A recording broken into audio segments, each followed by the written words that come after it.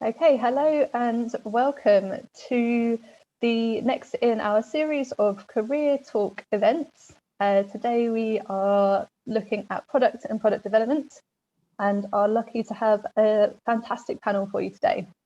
So I'm from WSET School London, who's hosting this webinar, but I'm not going to be talking too much today, to be honest. That job is on Mags. Before he gets started, I just wanted to mention a little bit of housekeeping. Do feel free to say hi in the chat. It's lovely to know where you guys are and what you're up to.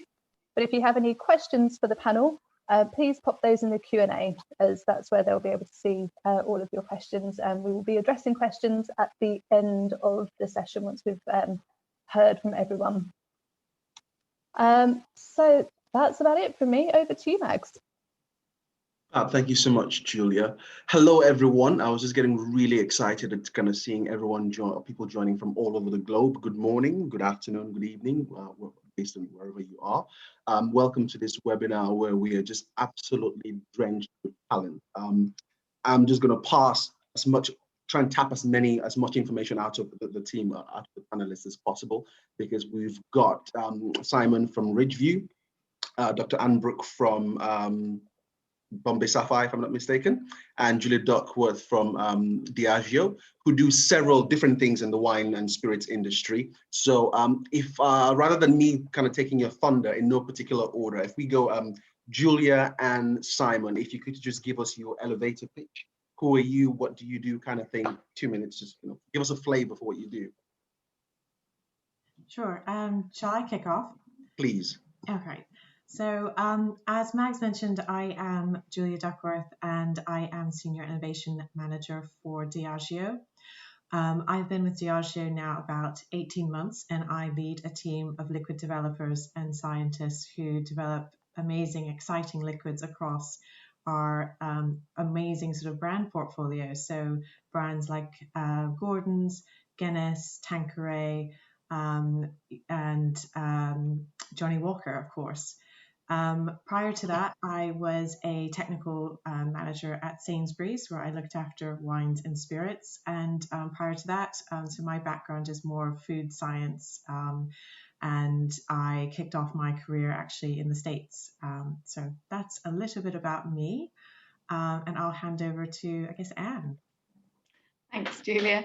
So hi, everybody. I'm Anne Brock. As Mags said, that I work for Bombay Sapphire. I'm the master distiller at Bombay Sapphire, which means that I lead a team of distillers that make Bombay Sapphire for the entire world from our distillery in Hampshire. I'm really lucky to have that role. It's an incredibly fast-paced and complex role. I get involved in innovation. I get involved in basic operations across the drinks industry. But my passion always has lied in the sort of lane in innovation and creating new gins and looking at recipe and flavour development. My background is a chemist, so I did chemistry at university, and prior to working for Bombay Sapphire, I ran a small distillery in Southeast London, so a craft distillery in Southeast London, where I was the sole distiller. Just so everyone's, in case people aren't aware, Bombay Sapphire is actually owned by Bacardi, so I work for the global family-owned company of Bacardi that own a number of brands as well as Bombay Sapphire, Martini, Grey Goose, Saint-Germain, Patron, Angel's Envy, some big, brilliant brands. And Bacardi's been around 160 years, so it's a well-established company. Fab. I know where to go for parties. You know, this is kind of a who's who of what party invites to get. Simon, if you could just wrap up. Thanks, Max. So I'm Simon Roberts. I'm the head winemaker at Ridgeview. We're a family business. My parents started this 26 years ago now. It's very much still a family business. My sister is our CEO. My wife, Marty, works in marketing. My brother-in-law in our facilities and estate. So we make our own wines. We also do some own label for people like Wine Society and Waitrose. And we also do a lot of contract winemaking. So people grow their grapes, they bring them to us, and then we make their brand for them. So we started off very small. We were 20,000 bottles a year. And this year we're looking to hopefully make about 450,000 bottles. So not quite the size of Bombay, Sapphire or Diageo, but we're getting there. Fantastic. Thank you so much, Simon. I just realized I didn't introduce myself. I was so excited to hear from you guys that I just jumped straight into it. My name is Mags. I'm a WSET diploma holder, a wine educator. I teach WSET classes at Wines and Spirits Education Trust in Bermondsey. I also run an import business in the UK, so importing wines from all over the world, not quite spirits yet. That's a world which it's not quite my area of expertise, but hopefully I learn a lot from tonight and that changes. Yes, and I have dabbled in a little bit of grape growing winemaking in the south of France, a grand total of 600 bottles, which damn near killed me. So when you compare to what the panelists make, it's kind of what I want to be when I grow up, kind of list of people in front of me. So if we just kind of dive straight into the deep end. So Simon, I was reading a little bit about your background, about kind of studying marine engineering and then kind of making a switch across into grape growing, winemaking. Please correct me if I'm wrong, because the internet is always the best sources of information. What kind of prompted that switch? And have there been any kind of highlights or key turning points that have shaped your success in Ridgeview so far? Well, the switch really was, so I was finishing uni and just deciding what to do. And my parents phoned me up and said, would you mind coming home? We've decided we're going to plant a vineyard. We'd like you to help out for the summer planting. So I sort of rather begrudgingly agreed. Obviously, none of us had any farming background at all. And by September, I'd completely fallen in love with viticulture and farming. So much so that I went to Plumpton College, which runs a winemaking course, which is very conveniently about 5 miles from here. And then very slowly, as we got bigger, moved a little bit more into the winery and realized that I had an absolute passion for it. And there was, we were on a trip to Germany, and our mentor took us to a monastery where they were still making wine. And we spent an amazing afternoon and evening tasting samples out of barrels, and absolutely was inspired by it. And the winemaker, I didn't speak any German, and so I was sort of trying to get involved in the conversation. And he said, you have a really good natural palate, you should look at that. And so that's when I really moved more into the winemaking side and realized I had a real passion for it, and haven't looked back since. Amazing. And if I may come to you, I mean, obviously, strong chemistry background and all the accolades that come with that. Have you always known that you were going to go down the spirits, you were going to go down that distillery path? And when did that switch happen? What was the original and trajectory, and when did that switch towards distilling happen? The original and trajectory was actually, I always wanted to be a doctor. I wanted to, so when I was younger, I decided I wanted to work for Médecins Sans Frontières, who an organisation that go out and work in disaster zones. And I can remember saying that to my mother, and she's a very shrewd woman. And she said, well, to do that, you'll have to work hard at school and get good grades in science. So off I trotted, and I got my good grades in science and went to med school. And about 7 months in, realised it was just not what I needed to be doing, not for me. I really wasn't enjoying myself. And much to my parents' absolute horror, I quit and became a bartender. Which, went down like a lead balloon at the time, but they've forgiven me. I went back to university 4 years later, just really to get a degree. And I went and did the subject that I enjoyed the most at school, which was chemistry. Loved it so much. I stayed on to do a PhD, but it was when I was coming towards the end of my PhD. Throughout my whole time at uni, I'd been running bars, working in bars.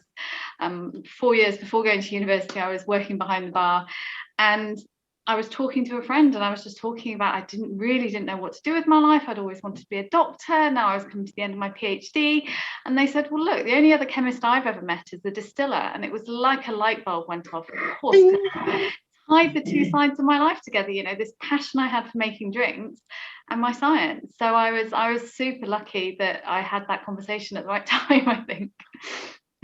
Fantastic. I mean, it all seems like kind of being in the right place at the right time and taking advantage of opportunities which kind of present themselves naturally, not being scared of saying yes, so, to an unknown opportunity when it presents itself. That's absolutely amazing. Julia, if I may come to you, how did you get into innovation, R&D?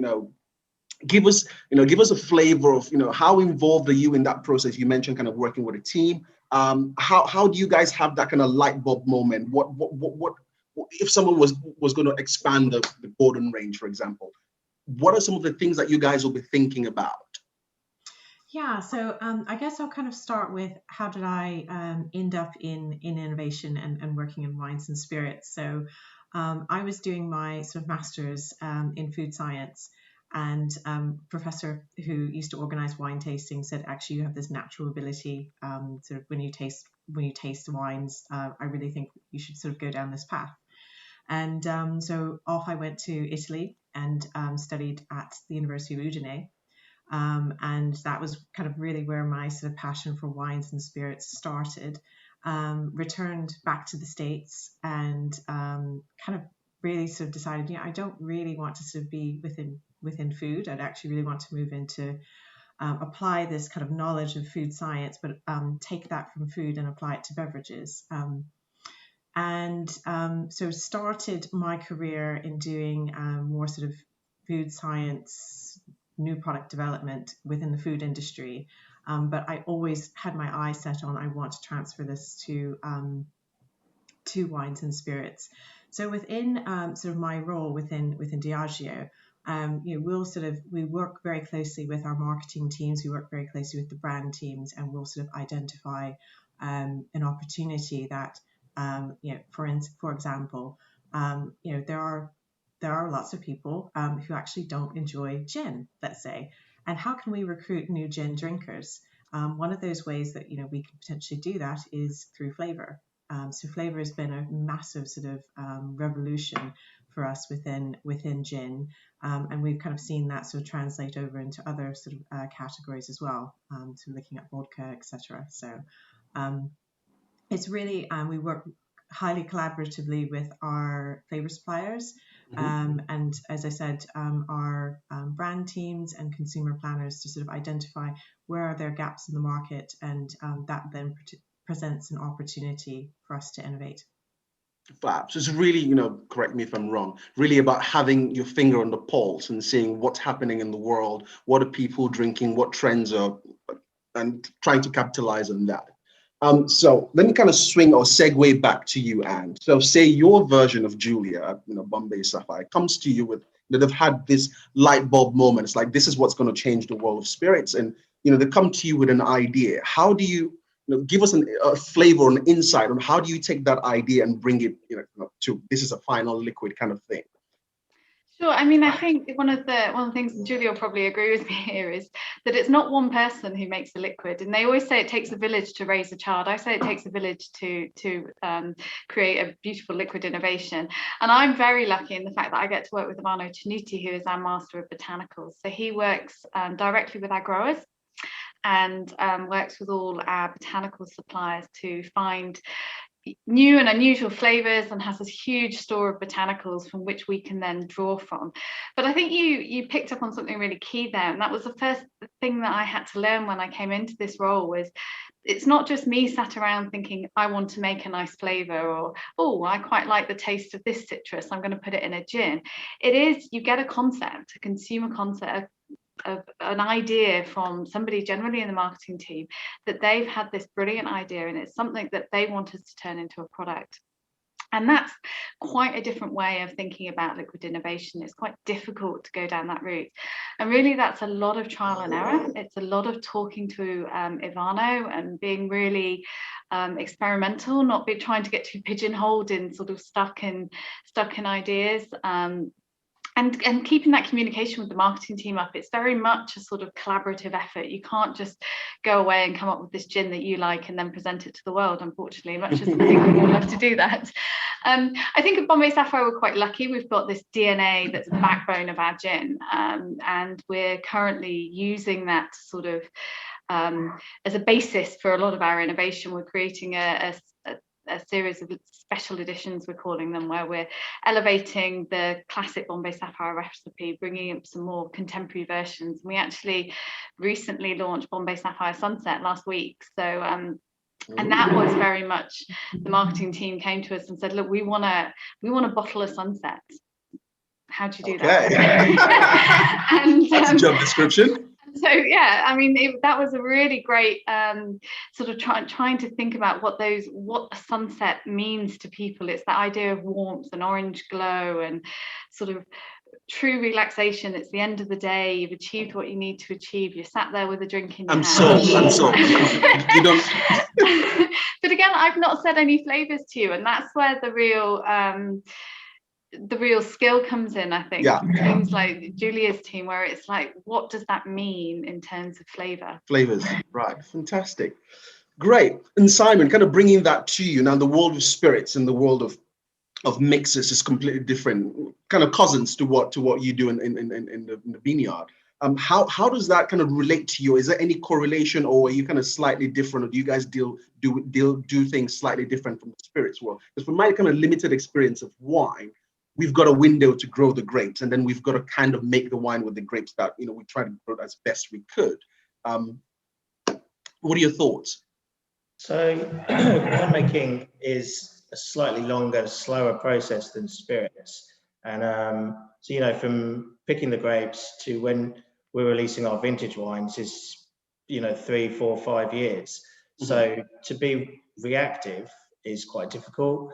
So and as a young industry, it's important for us to be innovative and moving forward. So it's really interesting that we've got to look and think what trends are going to have longevity, because it's going to take 5 years. You don't want to start making a wine and then when you've released it, everybody's moved on to the next thing. So it's really difficult, but that's the best part of it, and trying new things and seeing what is going to work, what's not going to work.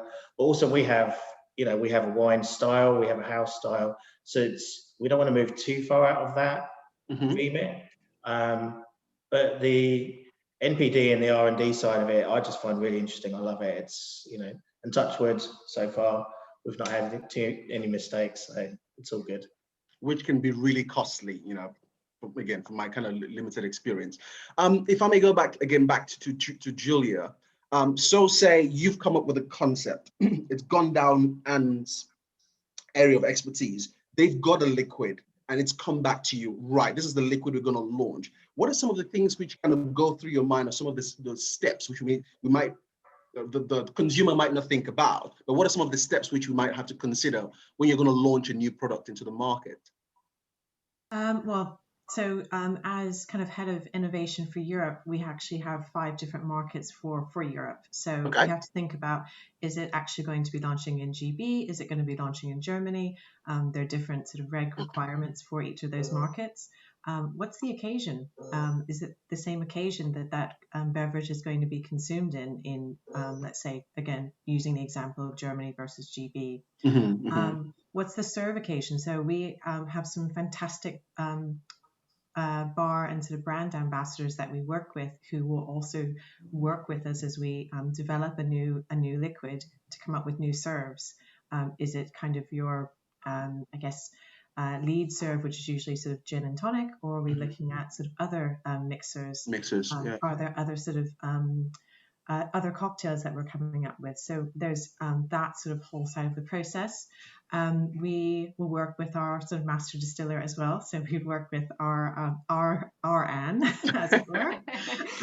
And we also have a team of supply colleagues. So it makes, kind of in some ways no sense if you've got an absolutely sort of brilliant liquid, but you don't have the lovely packaging to go with it. So we've also got our design teams who will develop new artwork for that. And then we're also working very closely with our regs teams as well to ensure that the product that we're launching in that particular market is fit and suitable. Wow. I mean, you mentioned such a crucial point, which being a careers kind of talk, I feel like I'm just going to latch into it. There are so many roles in wines and spirits where you don't necessarily need to be a wines and spirits person. We've had a lot of people, I've had emails, countless emails come in and asking, how do I get into the industry? And I would say if you're a designer, the wine industry really needs people who've got a design brain on, who can look at a product and say, this product's going to work well in this packaging. If we're going for something premium, these are the kind of materials there's so many things which you could do in the wine industry. Designing wine label, it's a huge business. Designing spirits labels, packaging, is it going to be ready to drink from, package, or, ease of opening, all those kind of little things which you might not think about until you're in the park and you want a gin and tonic, and it turns out that you need a special device to be able to open your bottle. And then it goes, if only someone would have thought about that. There's so many roles in the industry which are not necessarily kind of spiritsy or wine specific. Again, moving on, Simon, if I may come to you, please, sir. So a question which we had was, from a production point of view, is it possible for a complete novice to walk into a winery and say, I want to learn this craft? How possible is that? What kind of advice would you give to that person? Someone who's got no experience in the wine industry and kind of wants to walk into a cellar. We have tons of those, and tries to learn what you do. What kind of advice would you give them? Actually, this last year was a perfect example. So harvest obviously is for quite a short period, but it's really intense. Mm-hmm. And we quite often get a lot of interns from overseas. Most of them have 2 or 3 vintages under their belt. It just makes the whole of harvest really easy. And that wasn't really viable this harvest. Mm-hmm. So everyone was UK based. A lot of them were local to here. So with the hospitality industry basically just closed. Liquidated, yeah. We had a lot of people that had an interest in wine, but quite a few of them had never even stepped into a winery before. So, we had our core team that obviously were experienced, they've worked in wineries before, who were running the day-to-day, running ferments and racks and things like that. But for the pressing team and just general cellar work, they had never ever been in a winery before, never really worked in sort of production at all. And obviously there was an intense induction and training before we actually started, obviously. But they were just so enthusiastic, they loved it. 2 of them are still in the industry. One guy we've still got working here. Another guy, he's decided this is his career now. He wants to get into wine production. So it is possible, and it's a lot of winemaking is, it is part of the production process, and mm-hmm. you can definitely get a stepping stone in. I mean, harvest is an ideal way to get in, definitely. Fantastic. Thank you so much. And if I may just kind of stick with you for a minute, Simon. So say, we've got someone who's come in and has done a harvest with you. What kind of time span would you feel comfortable with saying, okay, you've worked with me for X amount of years, so I'm comfortable with you, I don't know, say running a ferment, for example, just throw up. I think it really depends on the aptitude of the person. But I mean, if they're really engaged and interested, you can, certainly by the next harvest, they would be definitely, in the winemaking team. And because we're so close to Plumpton College, we've always taken on students while they're studying. And it's been part of our ethos is, mentoring and sharing knowledge. We're such a young, small industry that, a lot of the head winemakers now, we all went to college at the same time. We basically all grew up together, so there's that constant sharing and that want to make sure that everybody that's coming into our industry continues the job that we've done in making sure that quality is paramount in everything we do. And, that's part of the passion, is sharing that knowledge. And, if someone's keen to learn, why wouldn't you want to help them? Absolutely. And obviously, again, talking about Plumpton College, it's just down the road. They do lots of part-time courses. And most people that we have here, if they haven't done WSET courses, we actively encourage them to do so, because it gives them a wider understanding of all wine, spirits, rather than just concentrating on sparkling wine, which is, just one small part of it. So, it's easy to get in, and it's easy to, you could stay here and become, quite high up in the winemaking team, but it's that background and that the chemistry behind it, and really that's quite important. Fantastic. I think your last point there just segued perfectly, because I was just kind of thinking, from an education point of view, what subjects if I come to Anne, for example, please, what subjects do you think, someone who's got their hat on, I want to go and be a distiller, what subjects would you ask them besides chemistry, which is obviously a huge part of it? Anything else which really helped you on your journey?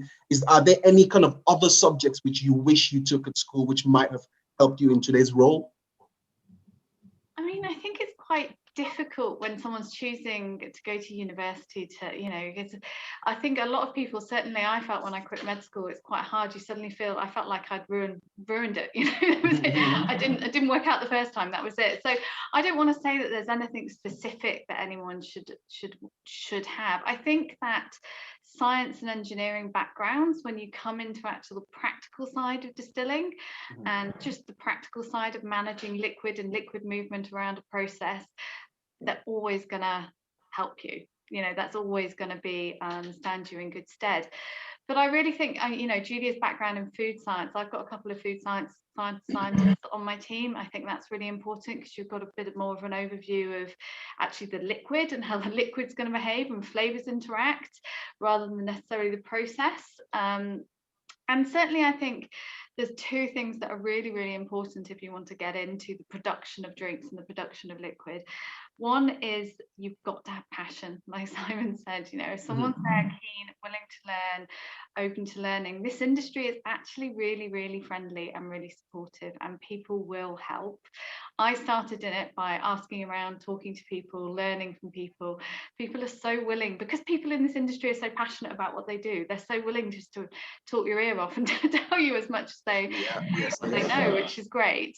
And then the second side is, if you are somebody who likes processes, that's important. This is not a job that you can do differently day in, day out, depending on how you're feeling or what you're up to that day, or there is very definitely that elements of following a process and seeing it through to an end. So I think just having an interest in those two things is really important. And then it comes down, when you're looking at the quality side of things, then it does come down to your palate and your passion for the spirit.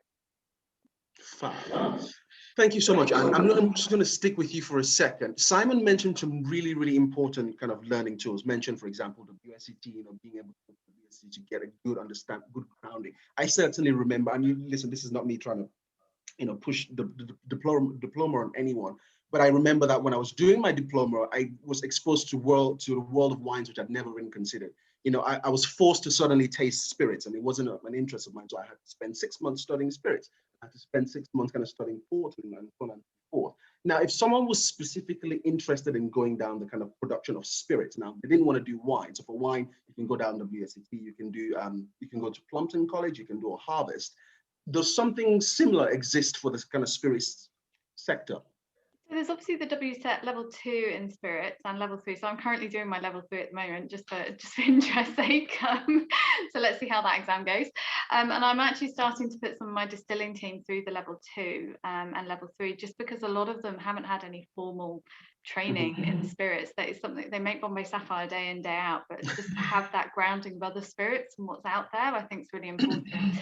On top of the WSET, there's obviously the IBD courses, so you can do your general certificate in distilling, so it's an online course, and again it covers very similar sort of areas that the WSET level 3 in spirits does, but from a slightly different angle. It's very much production focused, so it will take you through quality and packaging and other aspects of drinks production as well. If you wanted to go really hardcore, there's always the Heriot Watt Masters in Brewing and Distilling. Up at Heriot Watt. So my spirit quality technician in my distillery comes from Heriot Watt, and there are a number of people who've been through that course who have a good grounding. So that they're the sort of formal courses that I'd recommend. But again, Bacardi actually offer, Bacardi in the UK in terms of UK production offer what they're calling their graduate scholarships at the moment. So they take on uni graduates on a yearly basis. They put you across a three-year sort of contract, you'll work in 3 different areas of the business. So you'll work potentially on the supply chain, or in packaging, or in procurement, or in production. Get a real experience, a year in each area, and it sort of gives you an overview of operations side of the drinks business and of the spirits business. So there's opportunities like that to look out for as well. You know, even if you don't necessarily have a science degree in your back pocket. Amazing. That's for everyone who's tuned in, that was just a wealth of information of places. No, it's so helpful, because that's the whole point of running this, right? Where people can really latch onto things and go off and do research, and hopefully, it can spark interest and I mean, I think the other thing is sort of almost equivalent to the harvest. It's not quite the same as winemaking. We don't have that crazy time of the year where all the grapes have to get in. But we do have a burgeoning craft industry. You know, we've got a lot of small distilleries opening up, and they're always short of hands. So if you're willing, potentially to front up tours for them, work in their bar, do tastings for them, the amount you can learn just by being in a craft distillery with a small team around you is amazing. I couldn't put that better. I mean, when I started off in Waitrose. I was an avid 16, 17, 18-year-old cider drinker, and had no interest in wine. And I got put in the wine department. And for the first 2 years before I even ever set foot in a WSET class, I went down that avenue. Just by being in that environment and talking to the wine specialists, and just having the products surround you, you might pick up a bottle, and as you're filling the shelves, you know that a Pinot Grigio goes in the Italian section. Those are the kind of things you're gonna get asked in WSET level 2. And so just being in that environment, I can distinctly remember there were some questions in my test week. I don't remember covering them in the book, but just for the fact that I'd spent so long in the wine department, I just knew that, okay, this is associated with this country. So, if you mentioned that word passion, if you've got that kind of appetite for it, there are opportunities to get in there. Your local bar, your local distillery, your local wine shop, we're always looking for hands on deck. Fab. Simon, if I may kind of swing back to you. Anne mentioned a couple of things involving kind of apprenticeships and scholarships. Are there similar things out there in terms of the wine industry? There are. They're more for so I think we're in our second year of apprenticeship for the vineyards.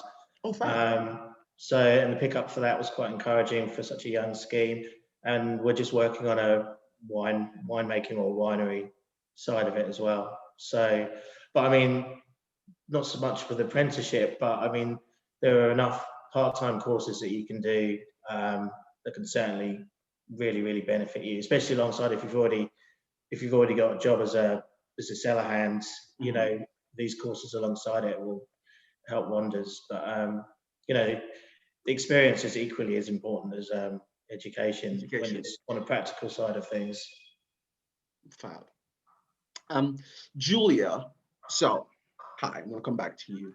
For anyone who's kind of planning their educational route, what would you recommend in terms of, it's kind of same question asked to Simon and Anne. What would you recommend? If you were going back and advising a younger Julia, what direction would you nudge her towards? Well, a lot's like what Anne was saying, just to build on that, definitely having that background in sort of STEM, so science and engineering. I can actually say that I actually started my bachelor's degree is actually in psychology. And I remember at the time, my parents were very much like, you need to do a hard course of science or engineering. And I actually sort of said, I'm actually going to do psychology because it's one degree I can think of that I will use every day of my life, understanding myself and understanding others and working with others. That's one of the things that's really important in innovation and R&D is that you're constantly collaborating with other functions, whether it's marketing. Within Diageo, we have a commercial science team who helps support some of our innovations that have much longer timelines, 3 and 5 year timelines. They are the true sort of science experts. We work very closely with the packaging team. We have our colleagues in supply. We work closely with our distillers. So in addition to the courses and disciplines that Anne has recommended, I always think being able to work well with others, I have done my WSET. I'm actually currently doing my diploma. My D3 exam keeps being postponed thanks to the pandemic, but hopefully it's more studying time. Yes, it's great studying time. So I would highly recommend, in conjunction with the science courses, also the WSET, in terms of being able to have that great palate and taste. Certainly some of the scientists and developers I have on my team have a very diverse background. We have some individuals who have PhDs in chemistry. We have some individuals who've completed their Masters in Brewing or Distilling at Heriot-Watt. And then we have others who've studied food science like myself, and others who just actually had like a passion for cooking, and they've taken that creativity and brought that into their sort of product development and innovation roles, which is really, really quite exciting. Fab. I mean, kind of putting everything together from what I've heard from you three, it's yes, the passion has to be there. The commitment to hard work absolutely has to be there. From my limited experience in working in a vineyard, Simon, I mean, I did, a very small harvest in the south of France, and I ached for about 3-4 weeks afterwards. So there's no getting away from the absolute hard work that you're farming, essentially, and it's heavy stuff. You got to lift, heavy boxes and heavy crates, and a passion has to be there. But to the last point that you made, Julia, it's about working as part of a team. So therefore, communication skills are very, very important. And sometimes things might not always go to plan. So then you got to have problem solving skills. You got to be able to kind of think fast, think on your feet, and be able to solve problems as part of a team, and recognize that you're a small part of a larger cog, and everybody has to do their part to move things along. And if I may come back to you, a bit of a heavy stuff here, just something that occurred to me. Now, obviously, you've done amazing things for yourself, and you're thriving in what is, from what I see, it's a male-dominated industry. What are some of the traits which you have personally, which you think have kind of stood you in good stead, while kind of striving, breaking new grounds in this industry? Oh, that's a big question. Thanks for that, Max. I think, like you said, it is a male-dominated industry, but it's getting better and better on a daily basis. The diversity and the drive for diversity in the industry is really key. And I think particularly in the distilling world, where you're getting a lot of craft distilleries jump up, you've just got more opportunities, and there is a much greater mix of people working in the industry. I think one of the things I've always said that gets me through my days as master distiller of Bombay Sapphire is a certain resilience. You mentioned problem solving skills. When you go into production or into operations, things don't always go to plan. Yeah, I know. They very rarely go to plan. And so it's having that ability to not let it grind you down, to shrug it off, come up with a solution, and keep going. And that's really key, I think. But then personally for me, how I felt that I've sort of been able to progress my career in the way I have was I did something that was very uncharacteristic for me when I joined the industry, and that was I stood up and spoke. And if I had the opportunity to give a talk, if I had the opportunity to attend an event and talk to someone, I would. And that's not something, if you look back in my academic career, I would be terrified of the thought of having to talk in front of people. But I've really made that choice, of that idea of saying yes to opportunities. I said yes to opportunities that normally would have scared me, but actually really helped me develop my career and gain new experiences, but also get recognized in the industry, which I think is important.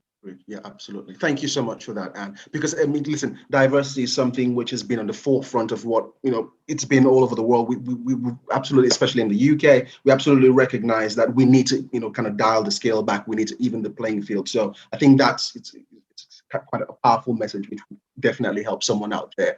Simon, if I may, sorry, carry on. I was just going to say it's super important, and I think companies all over the world are acknowledging the importance of diversity. At Bacardi, we're good, but we're not perfect, and I think we're striving on a daily basis to improve that, and I can see that from the internally of what they're doing, which is great. Thank you so much. Simon, so let's kind of get to a day-to-day, hat on of running a winery, of growing grapes, of making wine. What does a great day look like for you? What does a good day as a winemaker look like? Well, I think the best day, I'll tell you what's a really good day right now is just sitting looking over our vineyard, and there's a deer running through the vineyard, which is quite amazing. But I mean, the best day of the year for me, after harvest, obviously, is our blending days, where we sit down with all the tanks and all the barrels, and go through everything, deciding which is going into which blend, where's going to where. I love that day because it's the one day that we have a creative input into what we actually do. But on a day-to-day basis, do you know what? Sounds a cliche and it's a bit cheesy, but I pretty much love nearly every day I come into work, even if it's there's a challenge. You're the one that's got to fix it and fix it. Yeah. Do you know what I mean? And come up with a solution. And even though the process is the same day in, day out, month after month, year after year, every day, not every day is the same. I do genuinely really enjoy every day coming into work. Fantastic. I think that goes a long way to when you're operating in your passion. When you're operating in something that you absolutely love, even though you're walking into the office on a Monday, you know that you've got a backlog of emails, and you know that there was something wrong with the supply chain over the weekend, and you're going to a tough phone call. I think what you have as a fallback is that passion for it, that I absolutely love what I do. And so when you go in there, it's not seen as, oh my God, I'm going to deal with this. Like, okay, fine, it's a problem, it's a challenge, let's fix it. Julia, I'm going to swing back to you. What does a hard day look like for Julia? What's a day from hell look like? It's actually going to be really hard to say, that it's what a hard day looks like, because I think you have days where you've got challenges. So there's not a day without its challenges, but I think a day becomes really hard when you kind of think you have to solve those challenges completely by yourself. And I think the best thing to do is when you are faced with a difficult challenge is kind of reach out to your colleagues. Certainly at Diageo we work with a team of experts, and I think the other thing about innovation is that whilst we think that what we're doing a lot of times is very new, oftentimes when we launch a new product, there will have been many mistakes along the way which have led to that a new exciting innovation. And so it's really sort of falling back on those learnings and applying those to any sort of challenge that you face. And again, just reaching out to colleagues. And I mean, everyone's really supportive within the industry. We work with lots of sort of third-party suppliers as well, and just kind of leaning into them when you do face a challenge, because it actually, when you do that, it ends up not being quite as daunting or quite as hard as it may seem. Fantastic. Right. I'm quite conscious that we've been having so much fun, and we've got 15 minutes to wrap it up. And listen, we've just got a wealth of experience and a wealth of expertise. So we've got a bunch of questions come through, and we're just going to kind of fire through them in the next kind of 15 minutes or so. I apologize, we're not going to have a chance to answer all of them. People have been, the audience have been really engaged and have filled up the Q&A with questions. So just, I'll chew through them. So we've got one here from Adrian, which says, we live in a time of great uncertainty. Do you need to be a specialist in your chosen field? Where you need to be a specialist in your chosen field, but how do you remain flexible to cope as the market changes? I think that might be one I'll push in your direction, Julia, if you don't mind. So you're working with people who are quite expertise in what they do, but at the same time, you need to be also flexible to be able to adapt to trends. How do you manage that balance?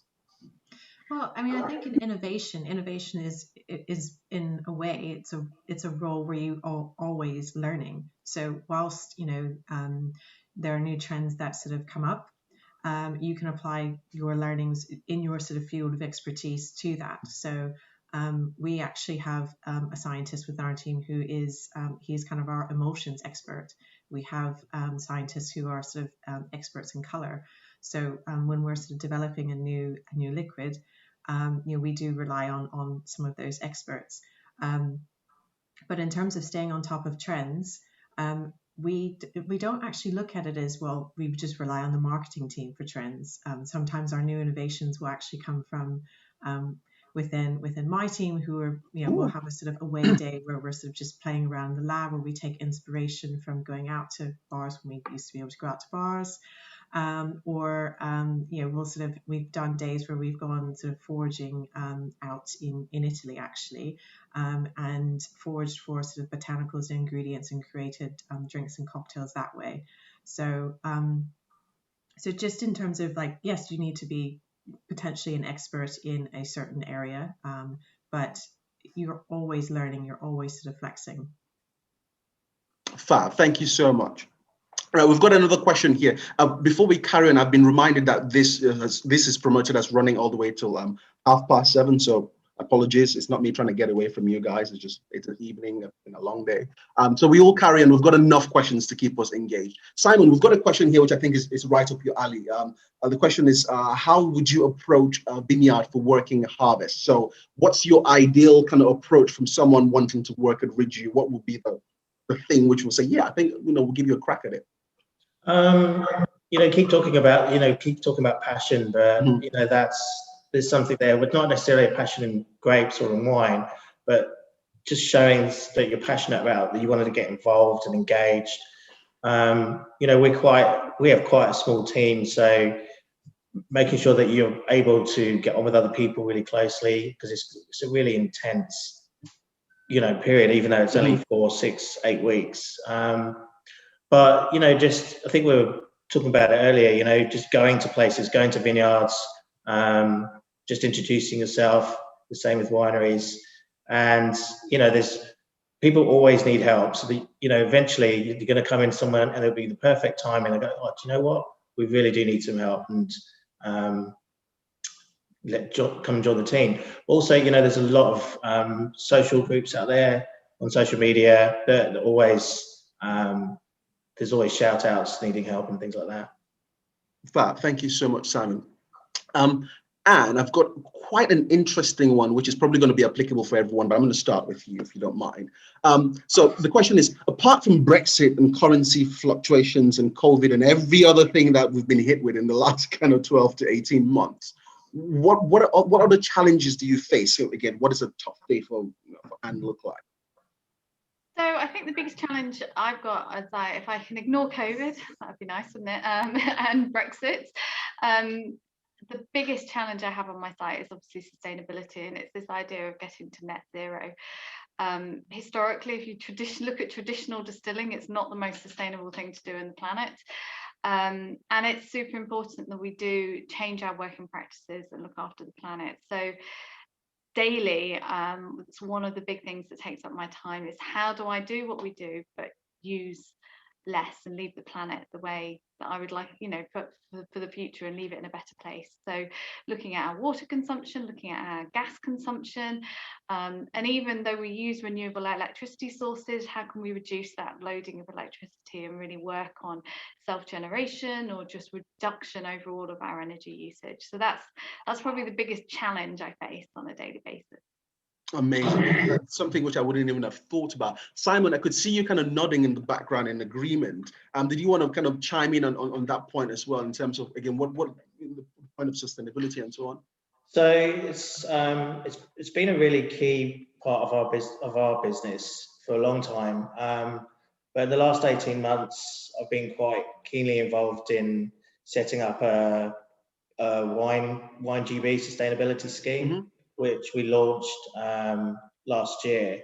So it's very much just coming up to its first year of members. And I just think, our industries are, they do use a lot of energy. They certainly use a lot of water. And I think it is our responsibility, just moving forward, trying to find new ways to be much more sustainable. It's so important now more than ever, I think. Fantastic. Thank you so much. So let me just move on to the next question. So in terms of job, someone has asked, so I want to get a job in the wine industry, I want to get a job in the spirits industry. Where is the starting point? come to you, Anne. Where's the start? Where's that kind of absolute starting point? What would you recommend? You want to break, cut your teeth in this industry. Where's a good kind of breeding ground?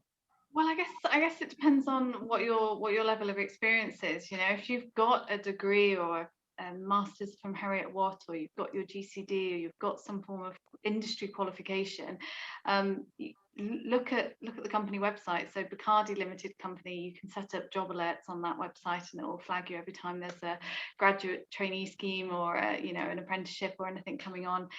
So you can do that easily. But other than that, I've always said just reach out to people.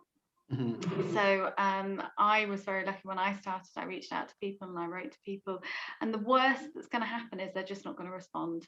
Mm-hmm. And the best that's going to happen is you're going to get a half-hour cup of tea with them. Obviously nowadays that would have to be over Zoom, but or you could go to industry events as well.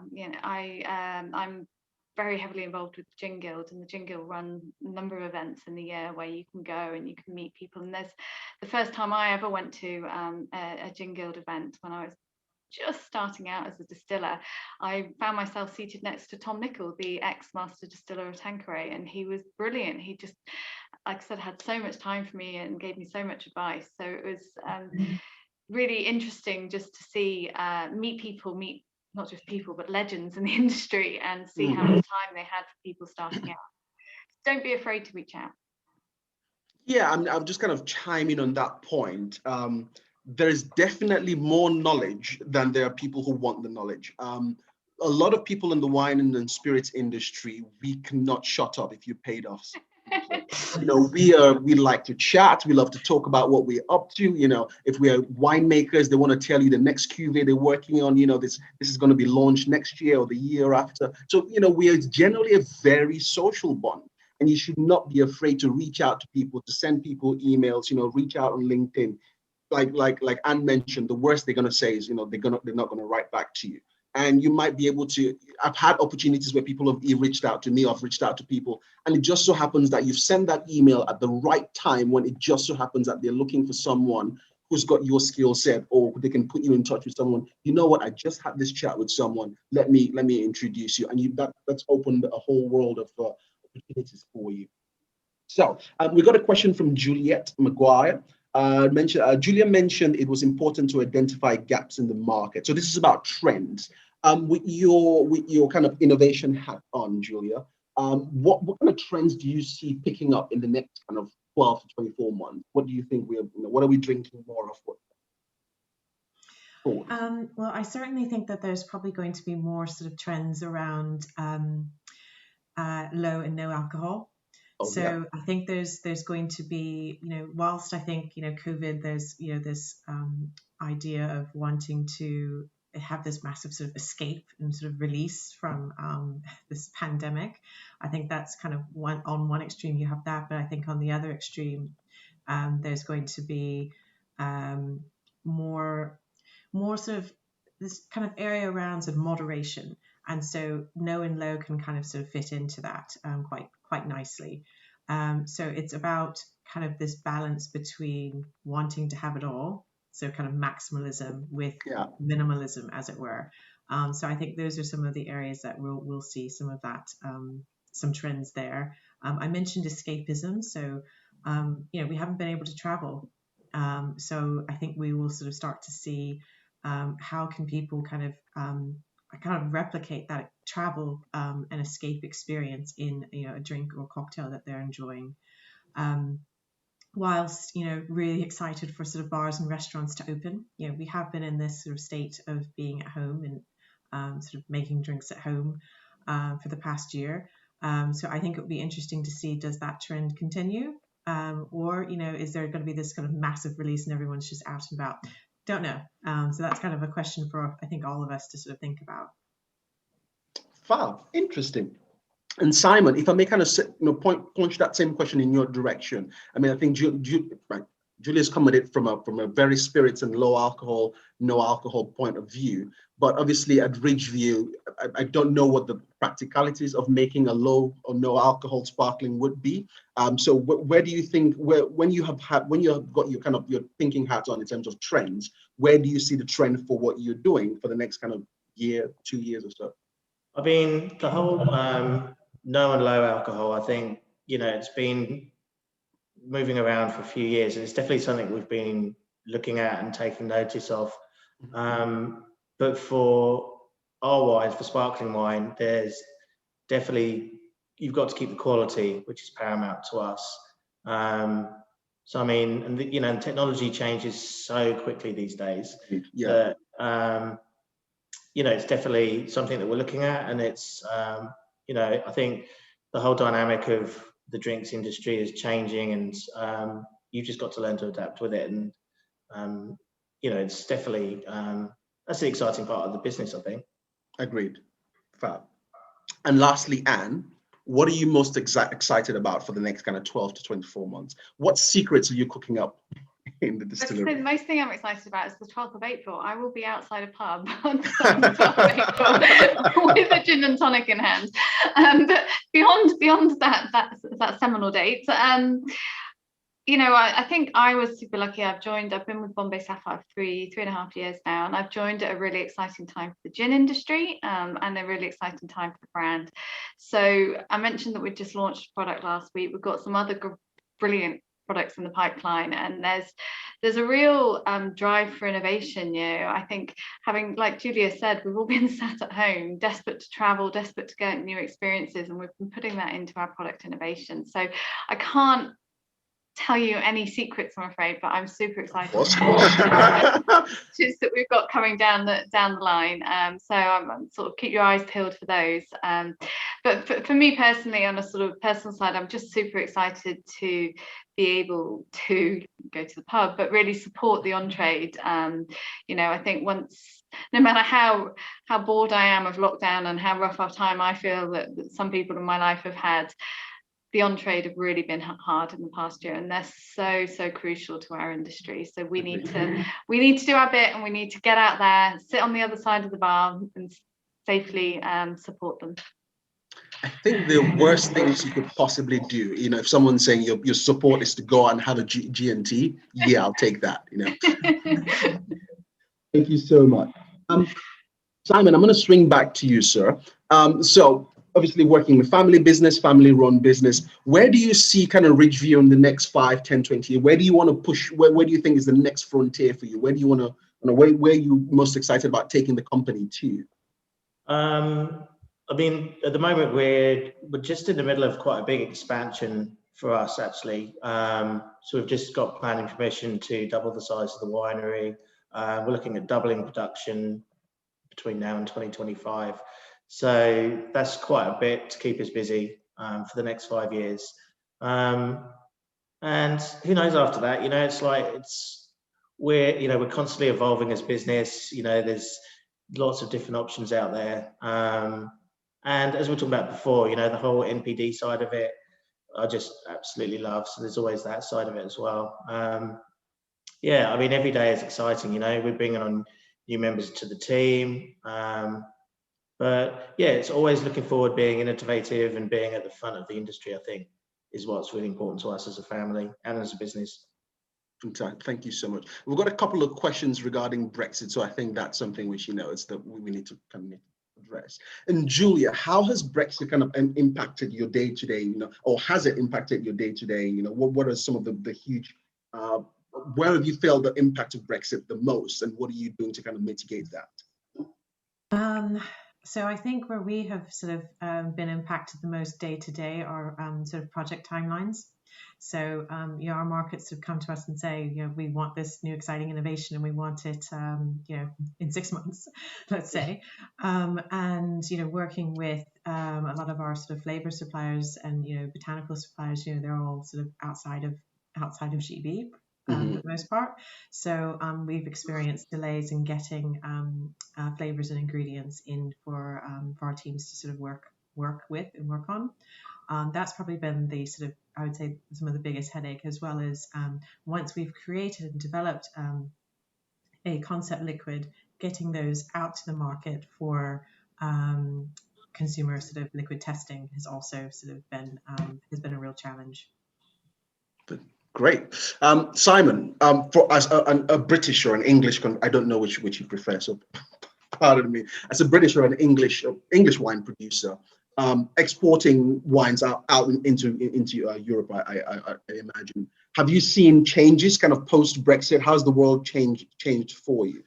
I think it's really difficult to really just to answer that properly, obviously, because COVID has completely shut so much down as well. But you know, we've built up really strong relationships with our distributors in Europe, and I think between us, you know, obviously there's bound to be more admin, there's going to be an added slight cost, but you know, I think we'll get through that. And I mean, nothing good's going to come of it, but eventually we'll get through this, and you know, it'll be the new norm. We'll get on back to exporting, back to market visits. You know, it just takes a bit more planning and the logistical side of it.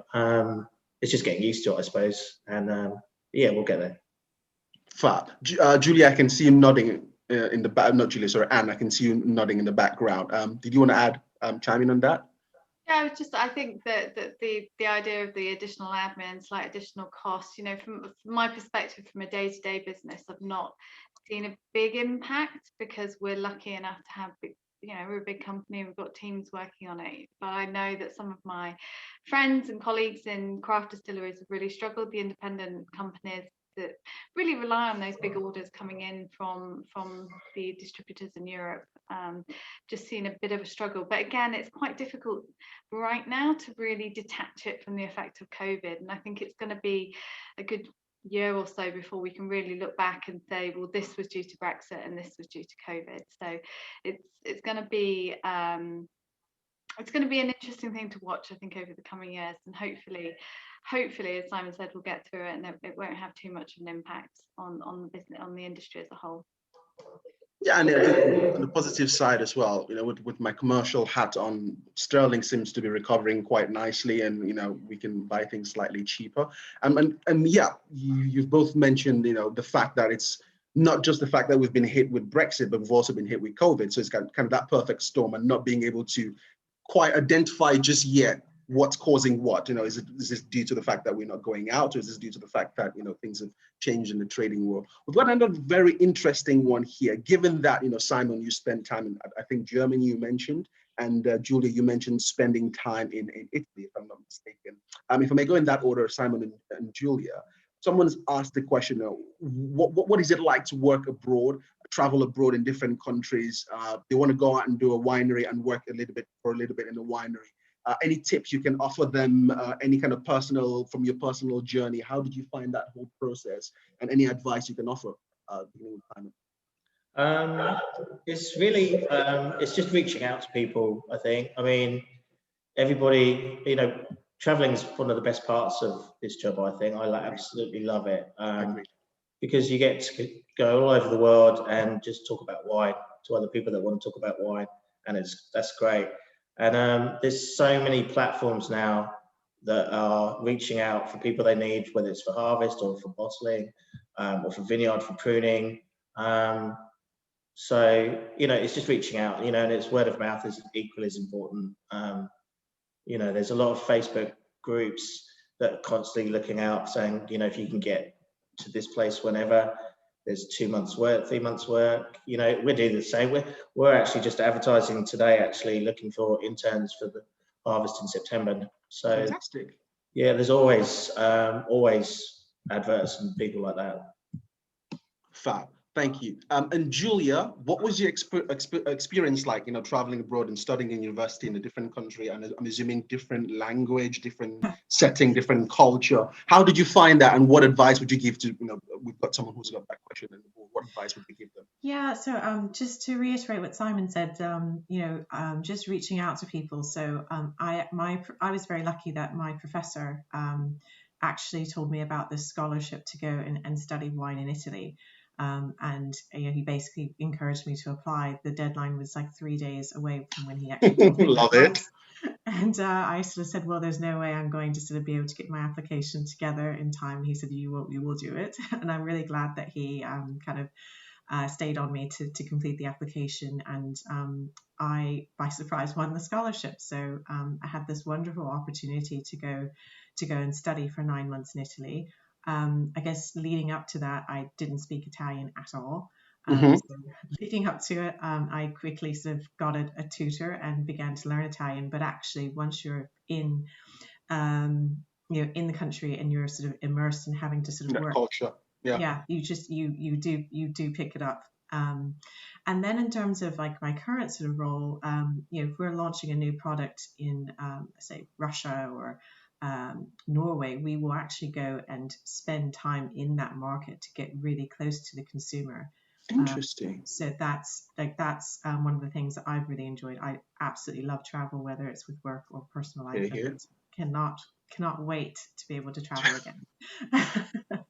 Yeah, I think kind of chiming on the back of that point, there was a question on the Q&A about kind of salaries in the wine industries, which I've tactically dodged. But what I will kind of say is, you might not get rewarded in the wine and spirits industry. I say might, not necessarily always the case. You might not get rewarded in terms of a sterling value, but there is a quality of life value attached to it. You will get to travel the world, and you'll get to, every single one of our panelists has mentioned, living the country, traveling the world, going out and spending, a couple of months in Italy. That's, that's blissful. And you're working, it's part of your job. So it might not always be a pound sterling thing, but there is definitely, you'll meet some amazing people. You'll eat some amazing meals. You will drink some amazing liquid. You'll be exposed to a world that some people only see from the other side. You kind of almost get that kind of behind the mirror, get to peek behind the curtain and see what's going on. So there is definitely that as a kind of factor to consider. Fab. So we've got a question for Simon specifically. So someone who's just passed the WSET level 2, very eager to learn more. Where would you recommend in terms of sourcing wines to understand, a little bit more about, what information do they have available to them for someone who just wants to kind of get their teeth into, sink their teeth into kind of wine WSET knowledge and so on and so forth? I think most winemakers love talking about wine. So if you can get in touch with them and just ask them the questions. I mean, we get asked questions, and I'm thinking, why would you want to know that detail? But they're just equally as passionate, and you think, well, fair enough. Everything we do here, there's no real secrets. We're happy to impart most information. Obviously, there's a few things that we won't send out an email. But no, just we keep going back to it, but just reach out to people. Most people, whether it's distillers, brewers, winemakers, they just love talking about what they do. And most of us love imparting knowledge. So that's the best thing. And lots of tours. Go on lots of tours, visit lots of distilleries and breweries and wineries. Every tour you'll pick up a piece of information that you didn't know before, I'm sure. Absolutely. Thank you so much, Simon. I've got one which will be quite useful from both Anne. I'll start with Anne and then go back and go to Julia. So I've got a question from Victor. Victor says, Victor is he's in production and he wants to go into R&D eventually and become the next version of Julia. And he's asking, would you suggest that he stays in supply chain and then branch into something more technical? Or would you recommend actually switching altogether and going down to marketing? I want to come at this from kind of Anne's point of view, from someone who wants to go down R&D, creating new products. What do you think? Do you think it's more kind of prudent to stay in supply chain, stay in technical, or going all the way out into marketing? What are your thoughts? I mean, if I from a sort of how Bacardi would view someone on that career path, and one of the things that Bacardi really encourages is that you get no matter what path you want to go down, they really encourage you. In fact, they say that unless you're prepared to try different areas of business, you can't, there's not just a path up, you need to dot around a bit and get more experience. And so, if I was ever not wanting to be the master distiller of Bombay Sapphire, I would have to go and get experience in supply chain or in marketing or in the commercial side of the business. So I don't think that moving out of a technical background would hurt, but I think if you do it within a big company, then you might have that sort of more direct career path. And I think if you're really aiming for something like Julia's job, and Julia will probably correct me, or Julia's equivalent in Bacardi, really you need to reach out and ask them how they got there and what sort of qualities that you're looking for. In Bacardi, there are certain there's almost a chart you can get. So if you want to go and become the Senior Vice President of Research and Development in NPD, they will tell you the different qualities and the different areas that you might need to have had some experience in to make your way up to that level in the company. So definitely not a no to get more experience. And I think if you want to go into innovation and R&D, having that sort of consumer insights and market trends and market understanding is only going to help you. Thank you so much. Julia, did you want to sprinkle some salt in that? Yeah, no, I would actually completely agree that there is no sort of like one sort of path into innovation and R&D. And we certainly within Diageo encourage people to try different roles within Diageo. So I currently have a gentleman on my team who said, I really actually want to have more experience in supply. Because he really felt that actually doing that would help to make him a stronger liquid developer, and he has aspirations to be a scientist. So he is actually currently doing a 12-month secondment within our supply team to learn more about supply chain and to see the other side of the innovation process. So once my team have developed that product, we then hand it over to supply. And so he is now being able to see how does that what's kind of the full life cycle of that product, innovation. So yeah, very, very cool. We also had a gentleman who was on my team who had experience in marketing, and so he joined. He was actually through the graduate apprentice scheme. So similar to what Anne was saying, they have at Bakari, you rotate between 3 different roles. So he had actually just done a marketing role before he joined my team and was a liquid developer, and really enjoyed liquid development, but wanted to go back to marketing. So, he's still part of innovation, as it were, but, he's not, let's say, on the R&D side of innovation. Interesting. Thank you so much. Simon, we've got a brain teaser. It's kind of fingers and thumbs kind of question. So the question is, wine tasting versus wine making. Right, are they mutually exclusive, or does someone have to first kind of master as best you can the ability to taste wine before going into winemaking, or do you start making it and tasting it? And, what are your thoughts? Do you think you need to have that kind of clear vision, clear idea of I can absolutely taste wine, I'm as professional at this as possible, and then go down the wine route, or do you think it's kind of something which you can learn as you go? What are your thoughts? I think you can look at it from both points of view. I mean, winemaking isn't just about tasting the different blends and creating a final product. Winemaking starts in the vineyard. Yeah. And so the practical side of it can take you a very, very long way through the whole process. But I mean, to understand how you get some grapes to a finished product, then for sure you need to have an understanding of wine and what wine tastes like. I mean, especially for sparkling wine, you're tasting a wine that isn't going to be drunk for 3, 4, 5, 10 years. Exactly. It's going to have bottle age, it's going to have lees age, it's going to be fizzy, and it's having that understanding of how that product is going to develop under that environment and over that time. So that in that case, it is critical, but to a certain standard, the practicality takes you a very long way. Thank you so much. Thank you for that, Simon. And with that, we've answered all the questions, which is quite noble. The questions which we haven't answered are questions which have been answered over the course. So I don't want to keep the panelists here and asking you guys the same questions in a 100 different ways. And if you just went around the room and just had kind of last words from everyone, if you just started with Julia, kind of last words, for those we've got our audience watching, what kind of advice would you give them for those who are, again, looking to jump into your role, and as we kind of put a bow on it? Well, I think we've actually kind of covered one of the I think really important qualities, apart from having passion, is resilience.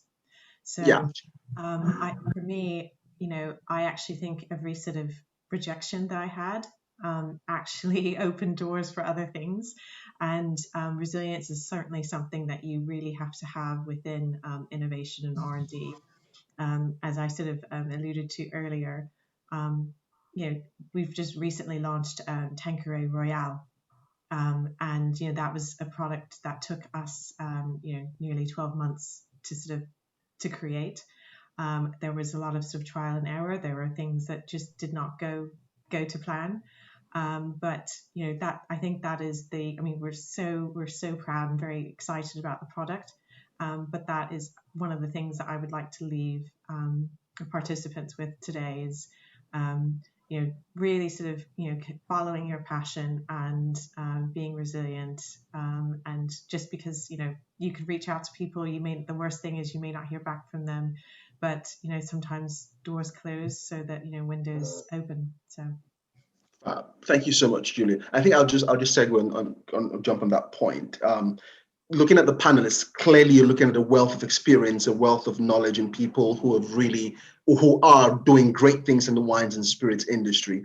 And the temptation might be to see them as the finished package, or see them as, this person hasn't suffered any knockbacks. I can speak from experience that there have been times when I've applied for jobs and I've been rejected. And I thought, well, I was absolutely qualified for that. And there've been times which I've sat exams and not passed, and there've been times which I've taken blind tasting. So, that point of resilience, you've got to, and it also links with your passion. And that if you're passionate about it, you'll have that ability you need that ability to be able to get back up and get back into it, even when you don't fancy it, and even when it doesn't seem like, you're quite, your career is progressing in the direction that you want it to be. You have to have that kind of thick skin to be able to believe in what you're doing. And eventually, like Julia mentioned, one door might shut, so something else might open, and suddenly you're presented with this amazing opportunity. And any last words from you? So I think I obviously agree with Julia on the passion and the resilience, but I think it's also this idea of say yes. When an opportunity is presented to you, go for it. And sometimes, okay, you do have to listen to the look at the red flags and the warning signs, and but often an experience might come up for you, and you might not think anything of it, or you might not have been thinking that you wanted to do that, but just go for it, because every experience you get is so important. So halfway through my time running craft distillery, I got an email out of the blue from a guy wanting me to go to Goa to make some gin with him. So I did, and I will never get that experience again. To be able to develop 2 gins near the beach in Goa was just absolutely incredible, and it felt a bit mad at the time, but what I learned in that experience, what I learned on that in that time was really important. So definitely say yes. But the final thing I think is, don't think that if you get Julia's role or my role, or you're running your own vineyard somewhere, don't think that that's where it stops. Like every single day you learn, every single day I'm developing, and every single day I'm learning from people junior to me, I'm learning from people senior to me, I'm learning from other industries, looking across to my colleagues in tequila and rum and vodka. So there's not really an end game. You're amazing. Developing. Thank you so much, Anne. I mean, I want to kind of again jump on a point which you made on that kind of always kind of be open to opportunities. From running a small business point of view, we have opportunities. We've had supermarkets or retailers have approached us with ideas which seem completely and utterly mental. You look at the idea on paper and you think that's never going to work. Then you kind of take a step back. You piece of paper and go, right, okay, for this to happen, what do I need? And you start piecing things together. And then going back to Simon's point, we're surrounded by the wine and spirits industry. Everyone wants to chat. Everyone wants to share expertise. Pick up the phone and ring someone and say, listen, I've got this problem. How would you solve it? And by the end of the day, you've actually got a solution to something which, when it started off, it was like, it would have been easier for you to just say no and push that away and move on to the next thing. But yeah, I couldn't agree anymore. Last words from Simon, please. Thank you, sir. I agree with your comments here, and I think it's that excellent to strive forward and just constantly keep moving forward. There's always room for improvement. We're certainly in our roles, the 3 of us, the 4 of us, we're all striving to do better of what we can do. And I think that's the important thing, is not to stop and stand still, is to keep moving forward. You can always improve on things, and you shouldn't forget that. Fab. Innovation, innovation, innovation. Thank you so much. Thank you to our wonderful panelists for their time this evening. really, really busy people. So thank you for making the time to be with us, and thank you for sharing your journeys and sharing your expertise and all the tips, all the advices. There's certainly, you know, Julia, you had that kind of burst of 5 minutes, which I'm going to go hunt once this is recorded, where sorry, not Julia Ann, you kind of mentioned a lot of kind of data for people looking to get into the spirits industries, things which I didn't even know. And I've been in wines and spirits for the last 10 plus years, and I didn't even know they existed. So thank you all so much for your time, and thank you for your expertise. And I will hand over to Julia Lambert. Yeah, still here, don't worry. Yeah, just a second, the thanks that Banks has said. It's been really interesting to hear you all speak and share your stories and share your journeys and your advice, and judging from the chat, I think everyone else has found the same thing as well.